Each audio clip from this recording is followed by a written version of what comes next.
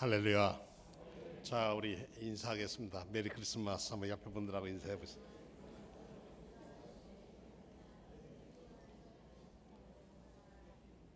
그냥 쳐다만 보고 있는 분이 저 위에 한 번 더 못하신 분들을 위해 더 밝은 모습으로 메리 크리스마스.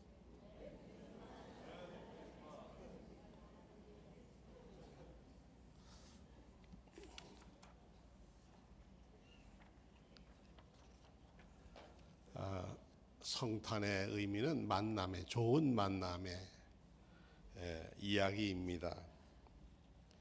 아름다운 만남, 하나님이 인간을 만나 주셨다는 사건입니다. 근데 어떻게 만났냐면 당신 스스로가 인간의 몸을 입고 이 땅에 오셔서 우리를 사망과 저주와 운명에서 생명으로, 광명으로 옮겨주시는 그런 메시아가 되셨다는 이야기입니다.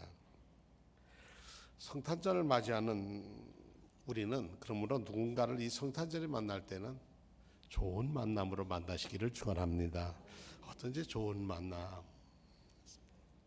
혹시 마음에 껄끄러운 분이 계시더라면 그것도 좀 내려놓으시고 먼저 좋은 만남으로 손을 내밀면 역사하시는 것은 성령께서 역사하리라고 믿습니다. 예수님이 태어나신 때를 아우구스투스 황제 때라고 그러는데 이 아우구스투스 황제가 지중해 연안을 다 평정을 하고 그때를 팍스 로마나라, 로마의 평화 시대라 이렇게 말하던 때였습니다. 그래서 평화를 사모하는 사람들이 이 팍스 로마나를 했던 어거스투스 황제를 기억해서 어거스트, 그래서 8월, 우리가 말하는 8월달, 시저 달력으로 8월달은 평화의 달입니다. 로마 달력으로는 8월달이 평화의 달, 이렇게 기르게 되었다고 합니다. 400년경에 쓰여진 시릴이라고 하는 우리 교부가 쓴 글에 보니까 이런 글을 썼어요. 예수님께서 아우구스투스 황제 때 칙령에 의해서 인구조사를 해서 세금을 걷어고 징병을 해야 되는데 그를 위해서 나셀시라고 하는 산골 동네에서 베들레헴까지 그 먼 길을 여행을 했다는 것은 황제의 칙령에 순응한 것이고 이 세상의 법을 지킨 것이고 또 하나는 그 평화를, 그 칙령을 더 뛰어넘는 하나님의 평강을 우리에게 주시려고 이 땅에 오셨다. 그러므로 이제는 베들레헴이라고 하는 곳이 떡집, 빵집 이런 뜻인데 그 집이 이제는 생명의 양식을 준 새 에덴이 되었다. 하나님이 지으신 새 에덴이 베들레헴에서 예수께서 태어나심으로 이루어졌다라고 시릴이라고 하는 교부는 그렇게 썼습니다. 그리스도께서 이 땅에 오신 것은, 탄생하신 것은 왕궁도 아니고 어느 부잣집의 집도 아니고 평범한 가정도 아니고 가장 낮은 버림받고 잊혀진 갈릴리 사람, 그 집안을 통해서 이 땅에 오셨다는 얘기입니다. 성탄의 아름다운 구유 얘기에 이런 얘기가 있습니다. 옛날 어느 나라에 이상한 전설이 내려오고 있었는데 그것은 매해 섣달이 되면은 하늘에서 별이 내려오는데 근데 그 별을 정성껏 만든 구유에다가 딱 넣으면 거룩한 아기의 모습으로 바뀌어진다는 전설이었습니다. 섣달이 되자 그 나라 왕이 온 나라에게 이런 칙령을 내렸습니다. 섣달은 별이 내리는 달이니 뜻이 있는 사람은 별을 받으러 구유를 하나씩 만들어 와서 심사를 받도록 해라. 만약 살아있는 구유로 판정받으면 내게 후한 상을 내겠다. 왜냐하면 우리나라의 기쁨이기 때문에 후한 상을 주겠다. 사람들이 저마다 아주 그냥 구유를 열심히 만들었답니다. 우리나라도 가보면은 시골에 보면 구유가 있죠. 여물통이 있는데 보통 피나무로 만들기도 하고 이제 그럽니다만은 그 하나 파내기가 얼마나 힘든 겁니까? 그게 뭐 조그마한 이 구유를 만들기 시작했는데 어떤 사람은 쇠를 녹여서 만들었고 어떤 예술가는 대리석으로 만들었고 어떤 권력가는 저 나라에서 보호하는 몇백 년 묵은 향나무를 싹 비에다가 힘으로 그걸 파서 비단을 붙이고 부석을 붙여서 구유를 만들었답니다. 드디어 심사일은 다가왔고 응모자는 이 왕궁 앞에 있는 뜰에다가 저 갖다 놓고 만든 사람이 그 옆에 서서 이제 왕이 나가서 심사를 합니다. 왕이 품속에서 벼를 꺼내 가지고 제일 먼저 쇠로 만든 그 위에 넣었더니 그게 쇠 인형이 돼버리고 마는 거예요. 아이고 이건 아니네. 다시 잡으니까 별이 또 살아나는 거예요. 그 다음에는 대리석으로 만든다니까 돌멩이 인형이 돼버리고 말았어요. 그때 이 권력가가 나는 향나무를 했으니까 냄새도 나고 그러니까 여기서는 분명히 내가 상을 받을 거야 하고 넣었는데 보잘것없는 나무 인형으로 바뀌었더라는 겁니다. 왕이 하나 둘 셋 넷 다 봐도 전부 다 인형이 전부 다 살아있는 게 하나도 없어. 쇠로 만든 금도금을 하던 비단을 바르던 전부 다 보잘것없는 인형으로 바뀌는 거였어요. 별이 변해서 인형이 된 것은 어느 구유에서나 마찬가지였어요. 쇠로 인형이든 나무 인형이든. 그래서 왕은 실망해서 올해는 우리나라에 오지 않으시는가 보구나. 내가 여태까지 기다려봤는데 살아있는 인형은 못 봤네. 그리고 돌아서려고 하는데 저쪽에 어떤 여자의 소녀 아이가 뭘 이렇게 안고 있는데 부끄러워서 고개를 돌리는데 너 이리 오너라 하고 불렀습니다. 보니까 이 아이는 이 궁궐에서 쓰레기가 나오면 그 쓰레기를 갖다 버리고 처리하는 그런 사람이었어요. 그런 아이였어요. 내가 들고 있는 게 뭐니? 그런데 고개를 숙이고 한 말도 안 합니다. 그래 뭐냐? 그랬더니 낡은 보자기 안에 싼 것을 펴보니까 그게 구유였는데 궁전에서 쓰다 내버린 쓰레기를 가지고 더덕더덕 기어서 밑에 구유에 강보도 만들고 뭐 만들고 해서 그냥 쓰레기 허접되는 걸 만들어서 놓았습니다. 그래 여기 갖다 놓아라. 갖다 놓았습니다. 왕이 자기 품속에 별을 꺼내서 글쎄 그 구유에 딱 넣었더니 구유에서 광채가 나면서 거기 아기 울음소리가 나면서 아기가 방긋이 웃더라는 얘기입니다. 왕이 너무 기뻐가지고 여러분 좀 와 보세요. 이 가난한 소녀의 구유에 기적이 일어나서 구유의 몸이 중요한 게 아니라 그 구유의 마음이 중요한 거라고. 형식의 구유에서 인형으로 있는 것이 정결한 마음의 구유에서는 거룩하게 살아있는 이 태어남의 아름다움을 보시오. 그리고 그 아이에게 큰 상을 내렸다는 얘기입니다. 벌써 몇 년 전에 돌아가신 정채봉 선생의 멀리 가는 향기라고 하는 책에 담겨있는 이야기입니다. 이 정채봉 선생은 어른들에게 동화를 썼습니다. 그래서 어른들이 아이들의 마음을 가졌으면 좋겠다. 성탄절은 세계인의 축제입니다. 교회뿐만 아니라 세상 전체가 함께 기뻐하고 즐거워합니다. 예수님의 탄생을 기념하는 날이니 기뻐하고 즐거워하는 것은 그저 당연하다 이렇게 생각하겠지만 요즘은 잔치만 남고 주인공의 아기는 어디로 간지 모르겠고 비치던 별빛도 요즘은 찬란한 빛에 가려워버리고 말았습니다.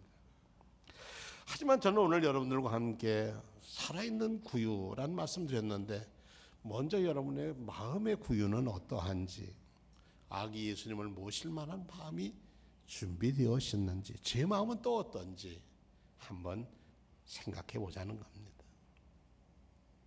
짐승의 먹이로 쓰이던 그 구유, 건초 위에다가 아기를 낳아 강보로 싸서 꽁꽁 싸서 놓인 아기.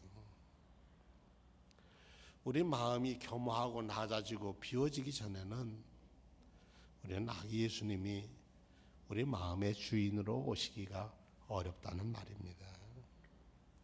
어느 날 하늘로부터 갑자기 내려오는 슈퍼맨도 아니고 예수님께서는 시골 여자인 마리아, 보통 미리암이라고 불러온 마리아에게서 태어나 그 엄마를 통해서 이 땅에 오셨습니다. 그러나 그는 아버지 요셉이 아니라 하나님 아버지의 영으로 여인을 통해서 베들레헴까지 와서 태어난 것입니다. 하나님이 인간으로 오셨다는 그 팩트, 그 하나가 우리에게는 놀라운 축복이고 은혜라고 하는 것입니다. 왜냐하면 우리가 잃어버린 고향을 찾을 수 있고 잃어버린 영생을 회복하는 선물로 이 땅에 오셨기 때문에 그러합니다. 아기로 이 땅에 오신 예수님은 성장 과정을 거쳐서 사람들 마음속에 희노애락을 함께하며 사셨습니다. 그래서 그의 삶은 참된 삶, 100% 참 사람, 참 인간으로 이 땅에 오셔서 우리와 함께 눈물을 흘리시고 죽음에서 생명으로, 가난에서 풍요함으로, 병듦에서 고침으로, 잊혀짐에서 기억됨으로, 버림받은 데서 소중한 사람으로 바꿔주시는 그런 능력의 하나님이셨습니다. 몸소 사랑하시면서 모든 연약한 것을 고치시고 그에게 찾아오는 사람을 외면하지 않고 참 사람으로 회복시킨, 당신이 참 사람이듯이 찾아와서 만나는 모든 사람을 참 사람으로 만드셨습니다. 니고데모도 그렇게 만드셨고 고넬료에게도 그렇게 만드셨고 베드로, 야고보, 요한 그 지자들도 그리 만드셨습니다. 하나님이 우리와 함께하는 것, 태어날 예수의 이름이 임마누엘이라, 예수라고 하는 것은 여호수아라고 하는 말인데 예수, 하나님은 구원이시라, 그런 이름이죠. 근데 그 이름에 호를 하나님이 덧 이름을 붙여주셨는데 임마누엘이라 붙여주셨습니다. 임마누엘이라는 말은 하나님이 우리와 함께 계시다, 함께 하신다, 그런 뜻입니다. 심양에 가면, 심양교회 가면 한 4,000명 이상 모이는 교회에 갔습니다.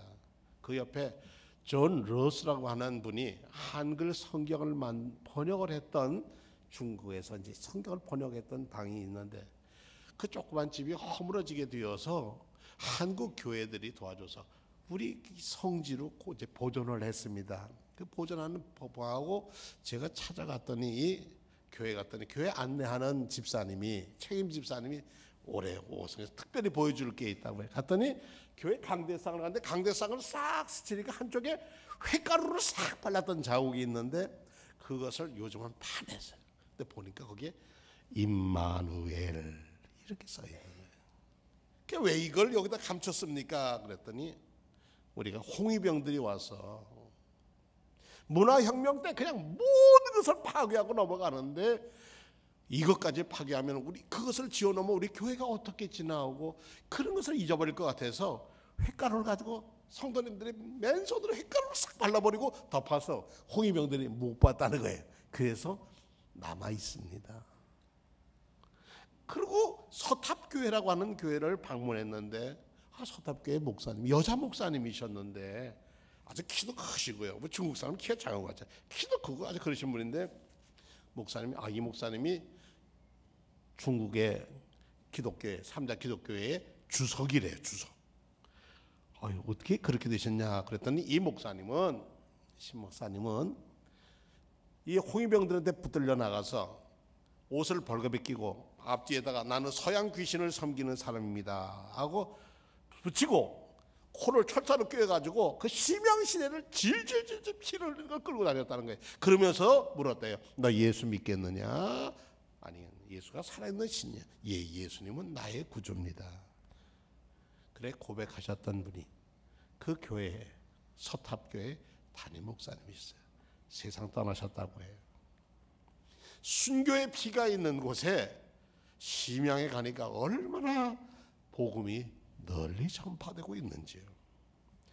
임마누엘, 이 넉자가 하나님이 우리와 함께 하신데 이게 아주 놀라운 이스라엘에겐 축복의 소식이었습니다. 그런데 이 임마누엘이 임노엘 그러면 하나님이 그와 함께 하신다는 뜻이 되고요. 임마누엘 그러면 하나님이 우리와 함께 하신다는 뜻입니다. 예수님에게만 하나님이 함께 아니라 임마누엘, 그 소식을 듣는 우리에게도 함께 하시는 하나님이시라는 그분이 이 땅에 오신 예수님이십니다. 이 강림절에 예수님을 기다리는 이 기간에, 탄생을 이야기를 생각하는 기간에 이런 글을 읽었습니다.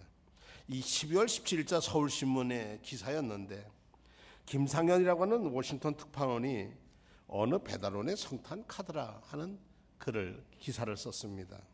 내용을 한번 읽어보겠습니다. 며칠 전 아침잠에 덜 깬 눈을 비비며 문 앞에 배달된 워싱턴 포스트를 집어들었다.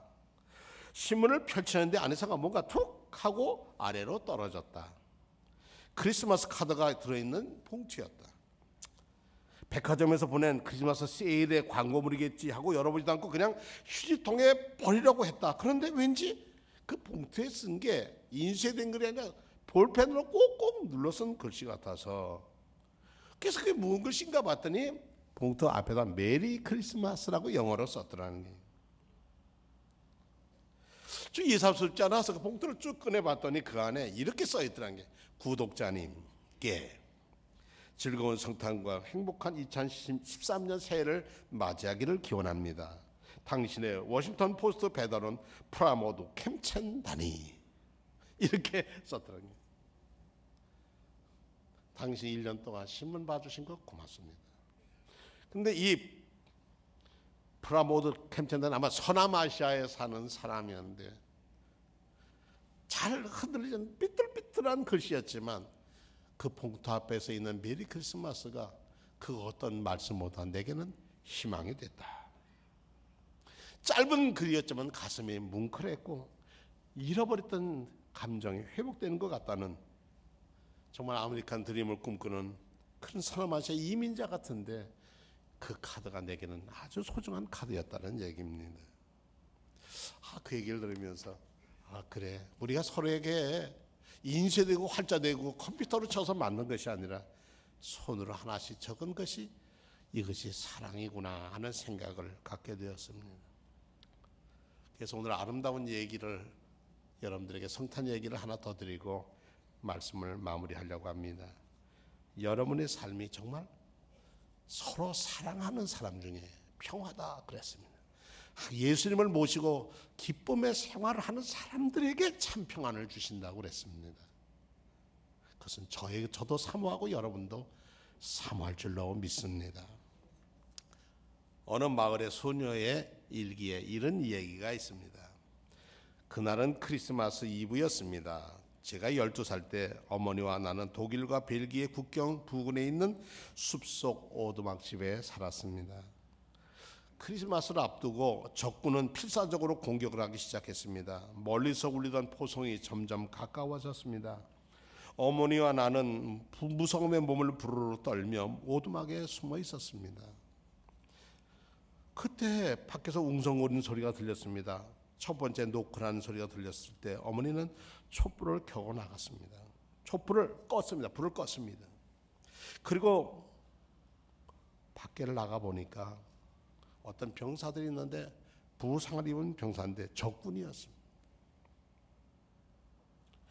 그 중에 한 사람이 우리 말을 알고 있는데 그 사람이 우리는 다 다쳤는데 좀 배도 고프고 도와달라고 하는 얘기였습니다. 그러자 어머니는 침대볼을 길게 찢어서 붕대로 사용하고 또 닭고기 수프와 구운 감자로 식탁을 차렸습니다.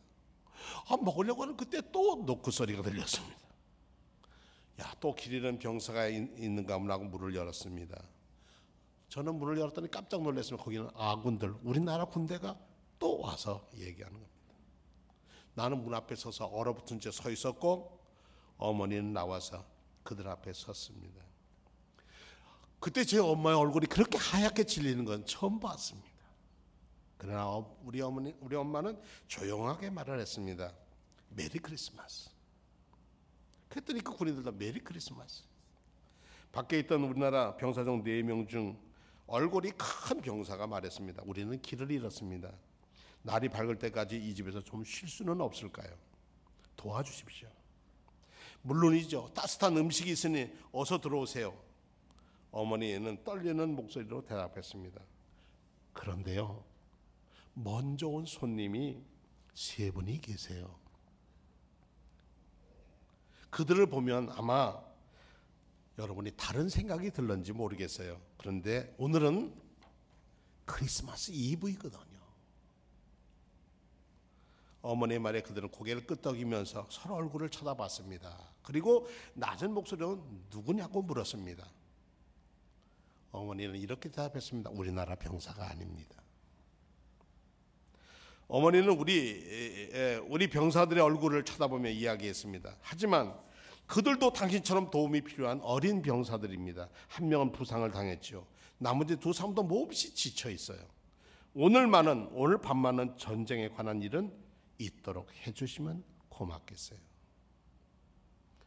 어머니의 부드러운 말투가 우리나라 군 네 사람이 쳐다보다 그러자고 약속을 했습니다. 어서 들어오세요. 음식이 식겠어요. 어머니는 애써 밝은 목소리를 냈습니다. 그들은 한동안 묵묵히 생각을 하다가 집 안으로 들어갔습니다. 그리고 총을 어머니께 맡겼습니다.